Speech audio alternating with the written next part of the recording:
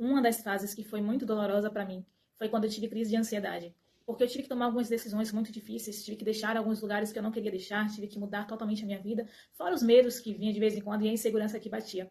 Mas foi depois disso que eu comecei a entender qual era o meu lugar em Deus. Foi depois disso que eu comecei a entender que Deus tinha algo muito melhor para mim. Ele tinha uma vida muito plena e abundante, muito longe de fracassos e frustrações um atrás do outro. Só que na verdade a minha mentalidade ela estava correspondendo àquilo. Ela estava gerando tudo aquilo que é mentalidade, é um conjunto de pensamentos.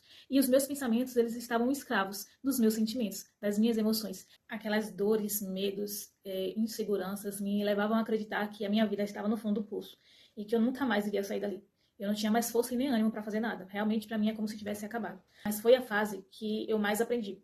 Foi a fase que eu comecei a colocar Deus em primeiro lugar. Deus e não o serviço. Foi uma fase que eu comecei a entender que eu era responsável pelas minhas emoções. Eu era responsável pelas pessoas que iriam estar à minha volta. Eu era responsável pela forma que eu iria lidar com o meu físico, com a minha saúde. Eu entendi que eu era responsável pela minha mente e pelos meus pensamentos. E eu comecei a cuidar deles. Eu comecei a ser intencional em tudo que eu fazia, inclusive as pessoas que estavam à minha volta.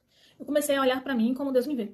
Foi difícil, custou muito, mas eu consegui. Eu comecei a entender que eu era muito amada por Deus e que eu não precisava estar passando por nada daquilo. Mas, principalmente, mudar a minha forma de pensar. Eu comecei a trabalhar no meu desenvolvimento pessoal, comecei a fazer atividade física, comecei a cuidar do meu corpo, comecei a mudar algumas coisas em mim que eu não gostava e me deixava muito deprimida.